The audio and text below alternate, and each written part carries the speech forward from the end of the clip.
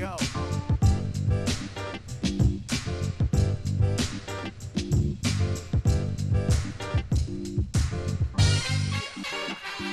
Legs.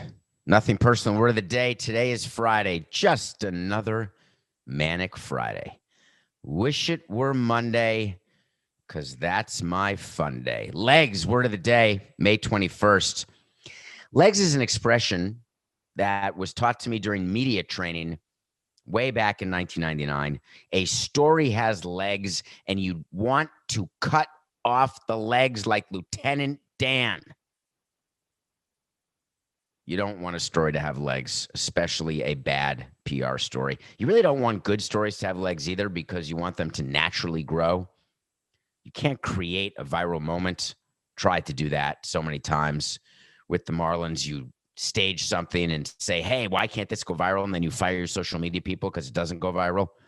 And then they tell you we can't make something go viral. We just have to be creative.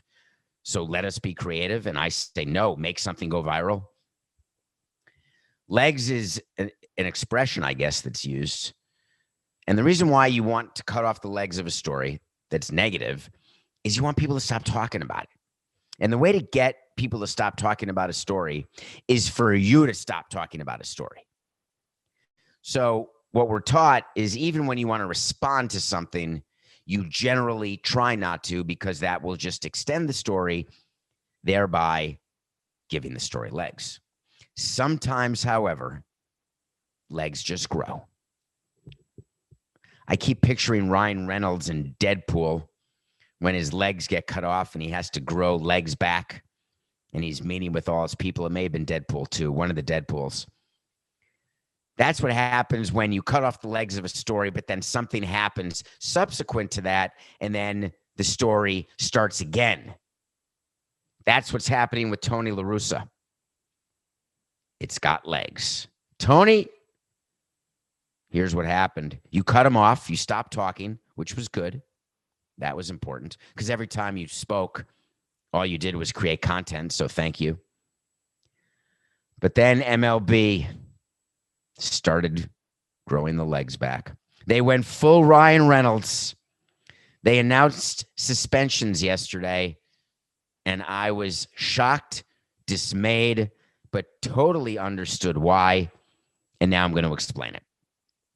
So if you think back to the Tony La Russa incident, where he was upset that Yermin Mercedes hit the 3-0 pitch off the position player for a home run in a blowout game, and he said that was a dumb mistake, and he was calling out his player. He wasn't backing up his player.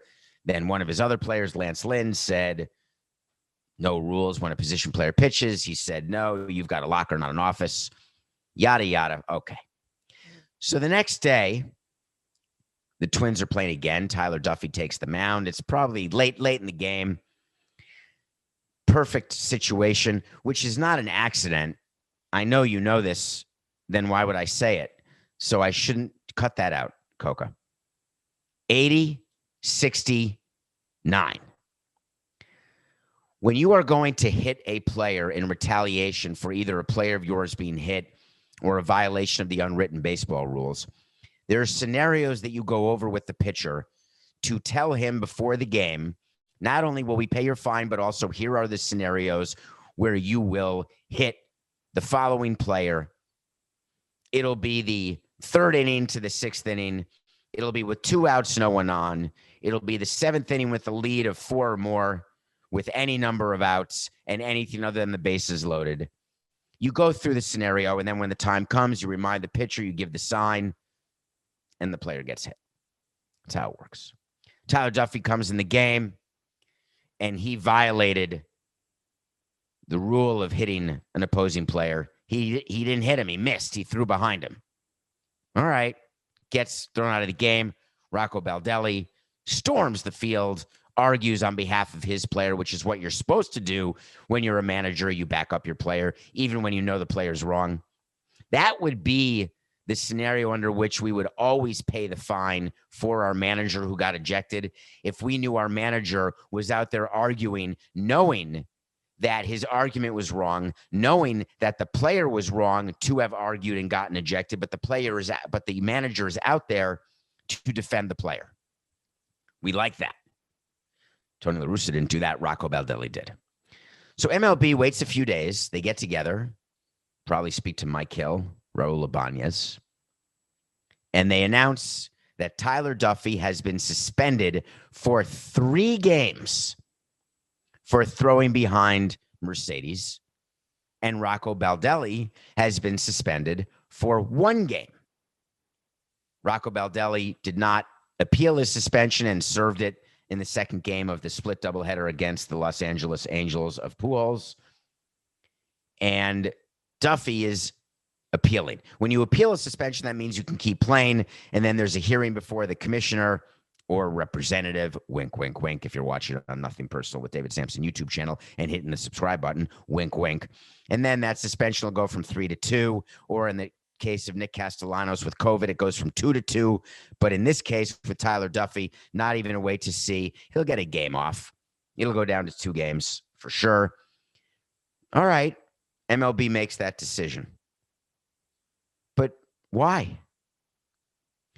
Why didn't they suspend Tony La Russa when he came out publicly and said that he has 0 problem with his own player being hit? But the manager who argues the ejection of the pitcher who tried to do the hitting gets suspended. Here's why. MLB, as a disciplinary body, is very much into precedent. They're very much into talking about the action, not the reaction. The action in this case, and it changes every time, was Duffey throwing behind Mercedes. The reaction was La Russa saying I had no problem with it. The action was Castellanos taunting the pitcher after he scored the run. The reaction was the other players scuffling and fighting and benches clearing, etc. They like arguing that if we take care of people's actions, we won't have to deal with the reactions. And I always had an issue with that. And maybe it's from childhood, where as a reactor, I always got in trouble. I was never the initiator, and I don't mean playground fighting, because as I discussed on a radio show in Canada yesterday on TSN 1050 with someone named Matthew Cause, at 5'5", $125, sometimes $128, depending if I have Pizza Wednesday, or if I stop running, sometimes I can get to $131, by the way. But then I start running, go to the bathroom, and I'm back to being $128 or so. What am I going to do? I'm not instigating anything, but I would react with my mouth. And by reacting with my mouth, I would always get in trouble. I'd be the one sent to the principal's office. I'd be the one who got detention more than Judd Nelson. I'm the one who paid the price. So as I got older, I wanted to always enforce against the reactor. Because while you're right, if there's no action, there can be no reaction. You're also right if you believe that after an action, which is always going to happen, if you don't have the reaction, then there is a calming down of the situation. But MLB is an action-generated suspension, fine sort of organization. Later in the show, we're going to talk about NBA fines and how the NBA decides to do its fines and why they're inconsistent and why that's a problem. People are saying it's inconsistent for Duffey to get 3 games and Baldelli to get 1 game and La Russa to get no games. And now I've clearly explained to you why that is. The La Russa story continues to have legs. Did you see CC Sabathia, Coca? CC Sabathia is a retired player whose wife just became an agent. Did that ever make the show? We were going to do a topic about his wife who joined an agency and is now a full-fledged agent. I think we may have cut it, which you know how we do Nothing Personally, come up with a bunch of topics. We talk the night before, we make some cuts, talk the morning, make some cuts, and then give you 45 minutes unedited, much to the chagrin of many, but much to the delight of an important few. So Amber Sabathia is an agent. Her husband, CC Sabathia, was on a podcast, and he went nuclear on Tony La Russa. And I think MLB has to be aware where its players are, and they've got a blind spot to that. Now, CC Sabathia is retired. Doesn't matter. If you're MLB, you've got to look and see where are your players. They do it on other issues as they're worrying about collective bargaining and they're giving in on a few things and not a few others. When you've got this level of unanimity against an action by an executive or by a manager, you have to address that. And the best way to address it is with proportional responses to the reactions. And they chose not to do it. Not sure why, but I got to say that legs are the nothing personal word of the day. Okay, we have a segment that we do called So You Want to Talk to Samson. You know what I want? I want to talk to Samson. So You Want to Talk to Samson. That's the music from Half Baked. I think that's the segment from a movie called Half Baked. I know there's a character in Half Baked called Samson. We've been doing this for quite a few episodes, like hundreds. It's when you get on Twitter at David P. Samson, you have to hit follow or else it doesn't count. So in order to DM, you have to be a follower. Not really, but I don't think I would really respond if you're not. Again, because Coca needs shades for his new apartment. So we need followers. So David P. Samson, ask a question, and I'm going to answer it. And if it's on a trending topic, an interesting topic, something that I want to talk about that day, I may save it for the show, or I may give you a quick answer back on Twitter. I try to engage with as many of you as I can. I've done a really good job of getting to everyone who commented about panic attacks and anxiety attacks and the impact that show we did with Lebitard had. I also do a good job of getting back to you on nothing personal stuff. I really do. More than most. Actually, someone recently told me who's in the media, who's been in the media much longer than I have. This show's only a year and change old, and said, you got to stop engaging so much with people on Twitter because you're going to lose your mind. There's not enough hours in the day. And I said, I've got 21 to 22 hours. How many do you have? That was the end of that conversation. Here was the question that you asked, and it was a good one.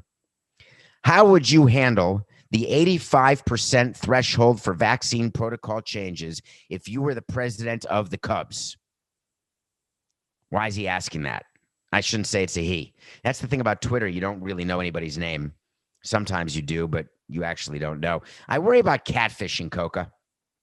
I send Coca pictures all the time. I get people on my Instagram at David P. Samson in the somewhere on the page that I can find, and it's all of these women, mostly 99% women, 1% men, who are trying to get in contact with me, but they do it with a username that's got a lot of numbers, and it looks like a picture that is interesting.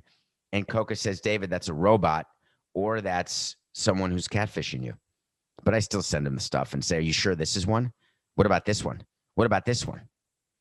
I'm not sure this was a catfish, this question, because the type of photos I'm talking about don't come with a question like this. The questions are somewhat different, and they involve potentially plans for tonight. So what is this 85% threshold? It's not the industry average payroll. One day I'll tell you that story of why I've got a jersey that says my name with 85 on it.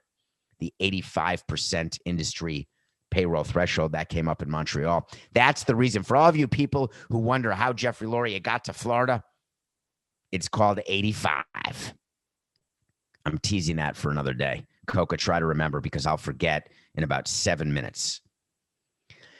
85% is the number required of Tier 1 employees to be vaccinated in order to relax COVID protocols. Tier 1 employees are people on the field in the clubhouse.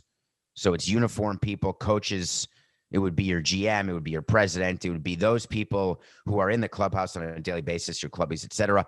And if you get to 85% of those people being vaccinated, you are then able to have in-person meetings in one room. And why is that important? Because before every series, there's a pitcher's meeting and a hitter's meeting, and you're all in a small room. You're looking at video together. And if you can't be in the same room, you've got to have like 10 different pitchers and hitters meetings.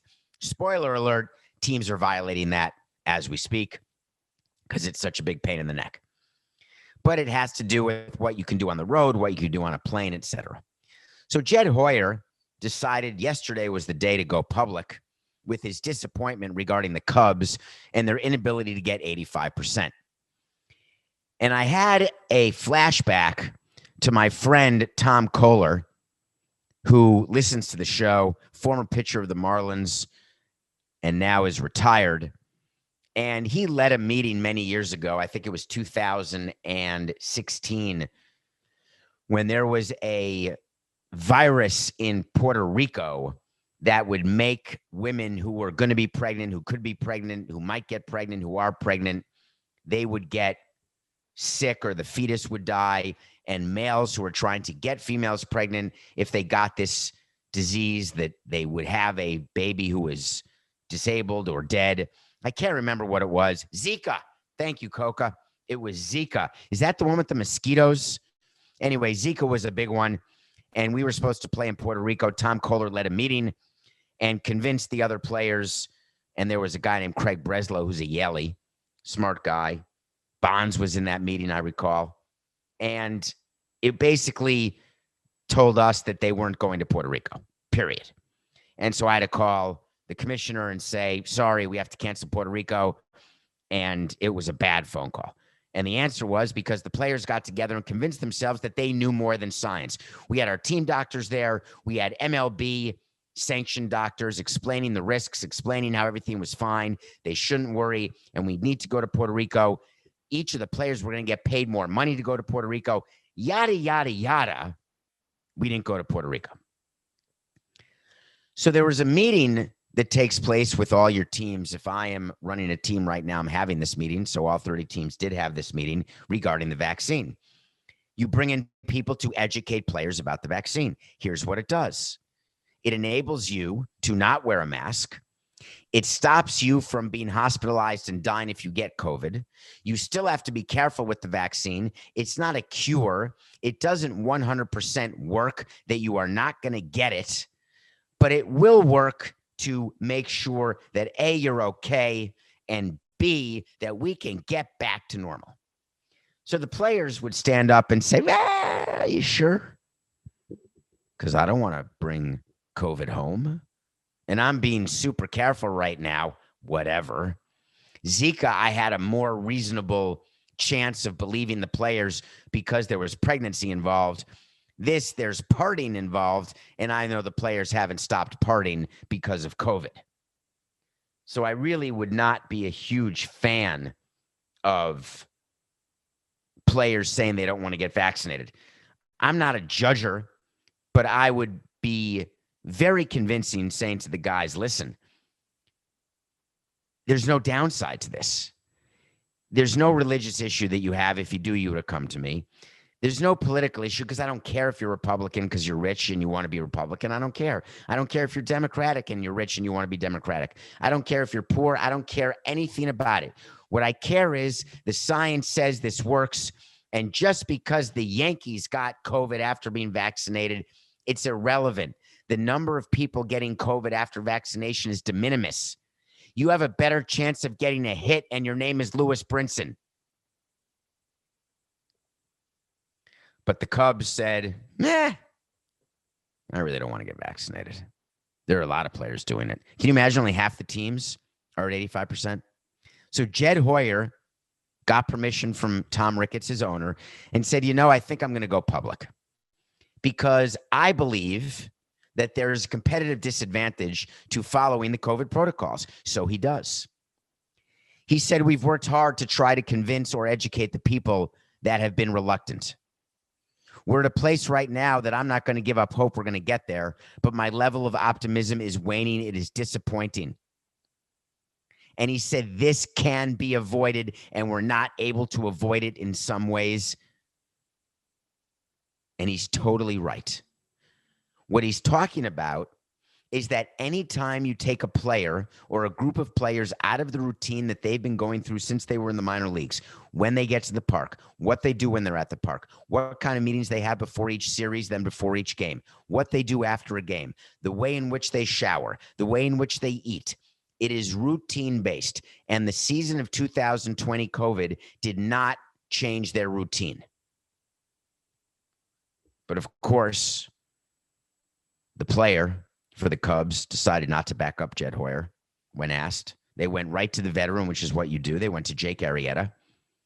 And Jake Arrieta said, I don't necessarily see that as a competitive advantage or disadvantage. We have a lot of guys vaccinated. We have not had any cases in the past month, so we're doing okay as a group. And we're being careful about where we go and who we're around. Jake, let me explain to you why the front office wants you all to be vaccinated at least above 85%, and why, as a GM, he probably has a better idea of the competitive advantage versus you as the player. And this is not me saying you've got a locker and I've got an office. No, this is me saying, here are the reasons, Jake, that you don't focus on. Not because you're not smart enough, not because you're only a player, not because I'm a great manager, because I'm a GM and how cool am I that Theo left him now and the president. But here's the 10 things that we do that you don't have to do and you don't even have to think about. Little things. Here's the difference between you as a veteran pitcher and the 10 young guys we have who we want to get back into the routine and make sure that they are able to learn in groups. If we say it's a competitive disadvantage, then it is. End of discussion. Get vaccinated. Why don't you be a leader on your team and get the players who aren't going to get vaccinated? Here's the list. It's a violation to give you the list, but I'm giving you the list because I want you to go out and, as a leader of this team, go convince those players to do it. It's like when we would convince veteran players to get other players to do community events, or in some cases, they would convince younger players not to do community events. You've got to go to your players sometimes. Teams sometimes call it a players' council. Some teams name a captain. We didn't do any of that. What we did is just identify clubhouse lawyers. Clubhouse lawyers are those guys in the clubhouse who are nothing but shit disturbers. You don't ever go to them. Then we identify veterans in the clubhouse who are disinterested in any activities that are going on front office or clubhouse. We get away from those. Then we look at players who are uninterested in any of the events that interest me, and we don't go to them either. Then we find a veteran player who once in a while will sit down and have a drink on the road with me or the GM. And we use them to be our conduit. Not sure what's going to happen here with the Cubs or with Major League Baseball, but I guess what I could tell you is, you know, I was thinking about the Jake Arrieta comment. And I was thinking about what other veterans are doing in baseball and what other teams are doing. And Coca was able to tell me about Max Scherzer. And Max Scherzer said, we got to update rules here. We got to follow the science, start listening to what the CDC says. He's concerned about vaccinated players testing positive and being asymptomatic, and he wants them to be able to play. So Max Scherzer, is he a member of the executive council doing this collective bargaining agreement? I believe he is. He's trying not to agree with management on one issue, but to agree with management on another. And I've got respect for Scherzer for doing it. So the specifics of Max Scherzer's play is, I want my team to be at 85%. I'm going to help the team get to 85%. But in return, you've got to look at the COVID protocols and you've got to update them right now. One of the things I want updated is that if someone gets COVID after being vaccinated with the team that's over 85% and they're asymptomatic, we got to let them play. The reason Scherzer's doing that is, you know, that the Nationals have had such a problem with positive tests, asymptomatic tests, and he's looking at himself being traded right now because his team is in last place. So the Max Scherzer comment goes with the Arrieta comment. It goes with the conversation about the different types of veterans there are. And the best GMs and presidents are ones who can identify who's who when it comes to having players carry your water for you. When we come back, we're going to review a movie called White Boy. It is about a white boy. I'm not sure why it's called White Boy, but it's not because of the color of his skin. It's because of the powder in his nuzzicle. And I promise you that we're going to talk about Jacob deGrom. We'll be right back. Welcome back to Nothing Personal. My name's David Samson. Thank you so much for following on Spotify, one of the top podcasts in baseball on Spotify. We're not just a baseball podcast. Coco, why are we categorized only as a baseball podcast? We talk about sports, culture, entertainment, all sports. Anyway, I'm thankful for you following on Spotify, for rating and reviewing on Apple, for downloading every day, for listening, and for telling your friends. I watch a movie every day. I love movies. I love it. I can't wait to finish the show, and I'm going to watch the new Joss Whedon movie that is coming out. He's the guy who did Justice League, and there's a movie coming out about zombies that comes out today. I'm definitely going to watch that. Okay, what did I watch? It was, oh, God damn it. Why did I? Okay, I got to tell this story. The movie is by Zack Snyder. Zack Snyder did the 4-Hour Justice League. Joss Whedon is the guy who did the original Justice League after Zack Snyder had to leave because of a personal tragedy, and Joss Whedon did a terrible movie. Zack Snyder separated himself from it, re-released the 4-Hour Justice League. He's now got a new movie. The reason Joss Whedon was in my head is that I keep a spreadsheet on my phone and also on my computer, and on that spreadsheet, I keep every single Wait to See that we've done because, as you know, I revisit Wait to Sees. And today's show, if we have time, we're going to update a bunch of Wait to Sees. And one of them that I just read last night that is still pending was Joss Whedon will not direct a movie in 21 because he's had such a problem with his treatment of actors. He's being canceled, and he's such a POS. And so Joss Whedon was in my head, and Coca was talking to me before the show about Justice League. That's why I thought of Joss Whedon. Now, the funniest part of that whole story is I have no idea why I was thinking of either Zack Snyder or Joss Whedon. I don't even understand how my brain works. Oh, because I'm going to watch the movie. Yes. It's Shabbat at camp. Today's got to be Friday because my brain is fried. All right, I watched a documentary called White Boy. Have you ever seen Hair? White boys are delicious. Take a look at Hair.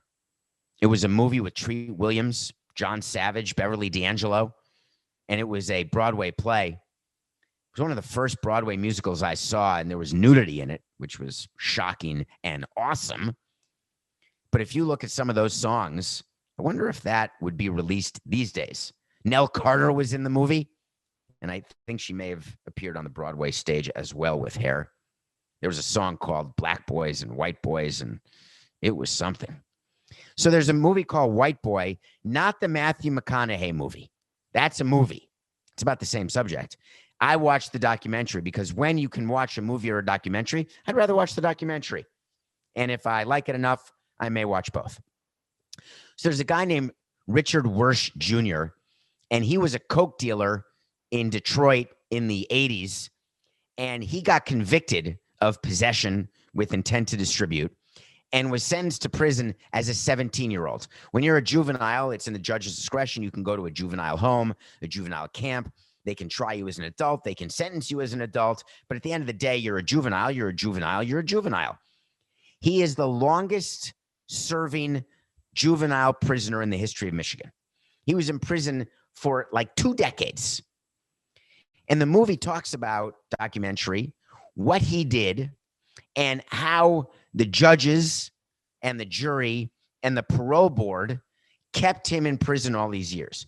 And the best part of the documentary was the actual big league Samson, the big league drug dealer in real life, who got a small little prison term for something else, and he was already out of prison, and Richard Wersch Jr. is still in prison, and people are saying, of course he should be in prison. The guy was running the biggest cocaine ring in the country in the 80s.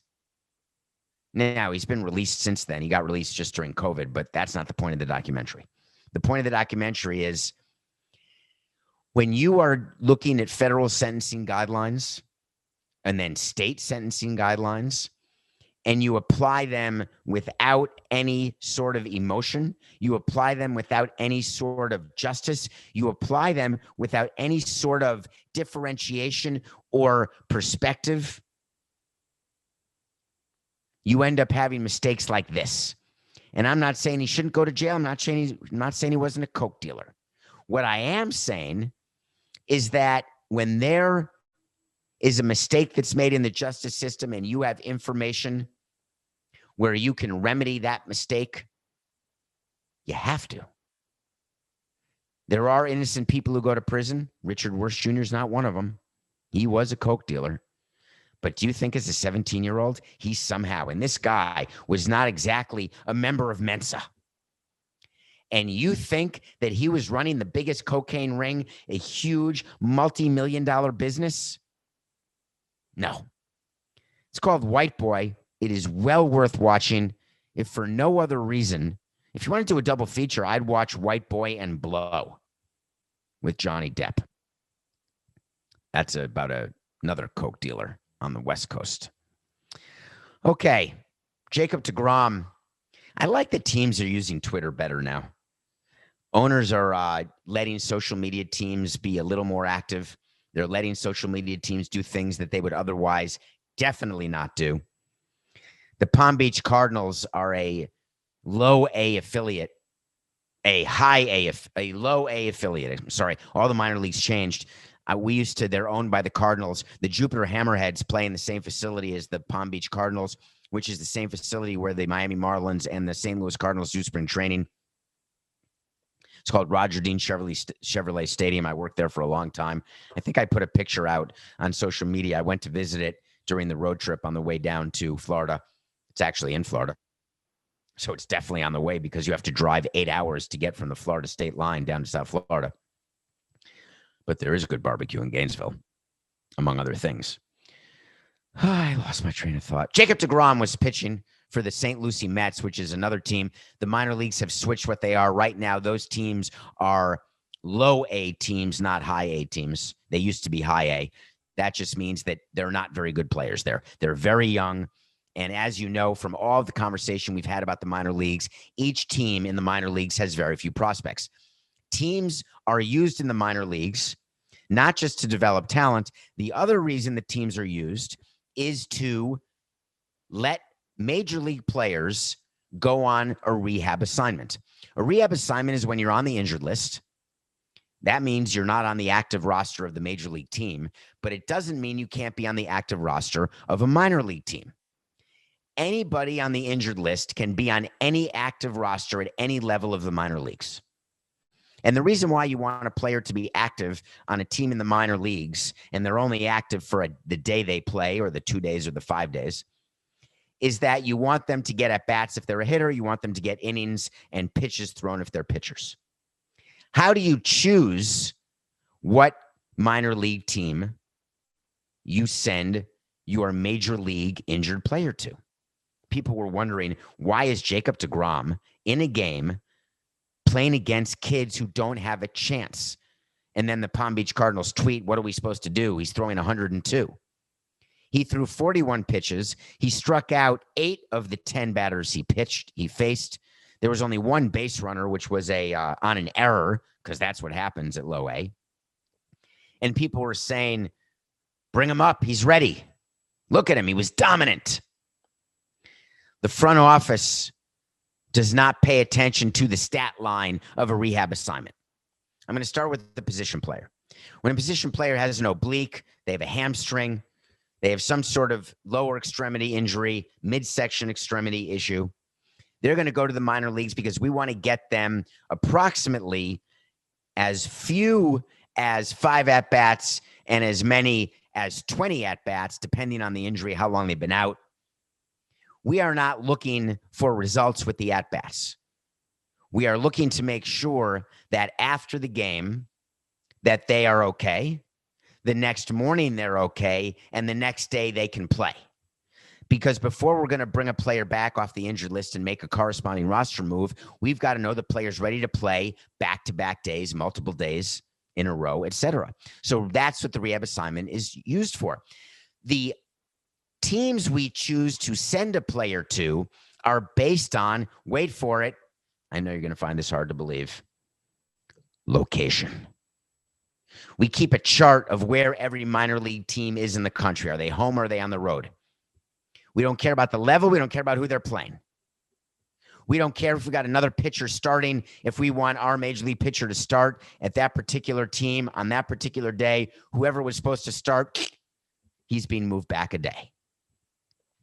Jacob deGrom was rehabbing in Florida, getting treatment, getting taken care of for his side tightness. So therefore, he was going to rehab in the Florida State League. They looked at the schedule,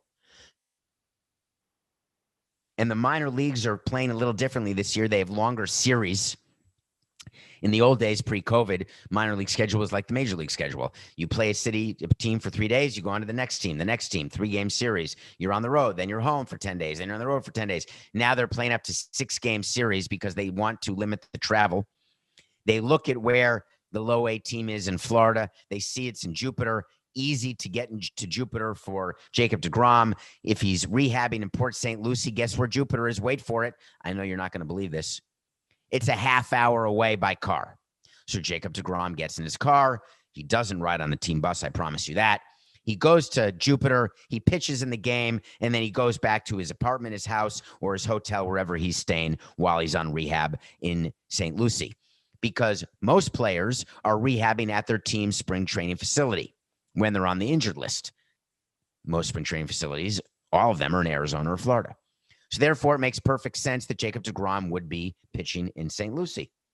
Guess what? He may pitch again for St. Lucie. I don't believe that Jacob deGrom, after 41 pitches, is ready to come back to the big leagues and be available to throw 80 pitches. He's got to progress again, and that's how we do it with rehab pitchers. You you progress from 40 to 60 to 80, and you're good at 80. We'll put you in the big leagues for the 80, not the 60. He's got to have another start because I don't want Jacob deGrom with his tightness, even if he wakes up today and is fine, which we're looking for, and wakes up tomorrow and he's fine, which we're looking for. He's got to have one more rehab start where his pitch count goes up. Because the reason he was taken out after 41 pitches had nothing to do with him getting to the big leagues right now and having that be his only rehab start. Because then he would have done 60. The reason he did 41, he's in the middle of an at-bat, and he just had one more pitch, and that 41 pitch is done. You're gone. You know what else happens when major league players go to rehab? And why minor league players they get the autographs from the major league player, guaranteed, his jersey, but they also get great food. The kind of food that we supply for our minor leaguers is not that good. Sorry. And do you know that minor league players also have to pay clubhouse dues? Because the clubhouse in the minor leagues, they do their laundry, they get their uniform set, they get the post-game food, which is not great. And players get meal money, and they use that to tip the clubby. Jacob deGrom and all other veterans, all other non-cheap veterans, when they are down on rehab at a minor league facility, they will buy the post-game spread every single day. They will make it so the minor league players can keep their per diem money and not spend a penny of it. I'll bet you $1 that Jacob deGrom bought the post-game spread after his 41-pitch outing in Jupiter, Florida. Okay, nothing personal pick of the day. Did you watch the Wizards game? You know, I did a special thing on William Hill. I had the Wizards minus 26. And the reason I did that is I got these amazing odds. So I bet $1 and I got back $7.2 million, which was amazing that happened last night. I got it in just under the wire. I got that bet in with a minute left in the third quarter, and I was very thankful. So thank you, William Hill. Wizards minus 26 was a winner. We are 70-45. Can you imagine a line of 26? Would you have taken it? You probably would have taken the Pacers plus 26, and you would have lost. The Wizards crushed them. Westbrook and Beal, they did it. They made it to the playoffs. That's a bummer. On May 11th, 2021, I said the Wizards will lose a play-in game. They did lose a play-in game. That wait to see is right. Wait to see is when I say something's going to happen, and it does. That wait to see was right. But they also won a play-in game. So maybe I'm wrong. All the way back on December 3rd of 2020, I said the Wizards are going to miss the playoffs. But now that they've won the play-in tournament, guess what? They're the number 8 seed. They made the playoffs. I got that wrong. I told you I'll revisit them when I get them wrong. All right, nothing personal pick of the day. We got 3 for you because I'm feeling good. I'm loving the NBA. It's playoff time. Well, we got one more playing game. Steph Curry is playing Ja Morant tonight. Steph Curry's only giving 3.5 points to Ja Morant. Can someone explain that to me? Because that can't be right. Well, we're taking the Warriors 3.5 over the Grizzlies. Tomorrow, round 1 starts. Giannis, who can't win MVP, can't win Defensive Player of the Year. Giannis is playing. He's playing against the Heat Saturday. Jimmy Butler's ready. Oh, is he ready? Bam's ready. Ooh, is he ready? Gordon's ready. Tyler Herro's ready. But guess what? The Bucks are my pick to win the whole damn thing. And to win the whole damn thing, that was before the season even started. You got to win game 1 in the first round.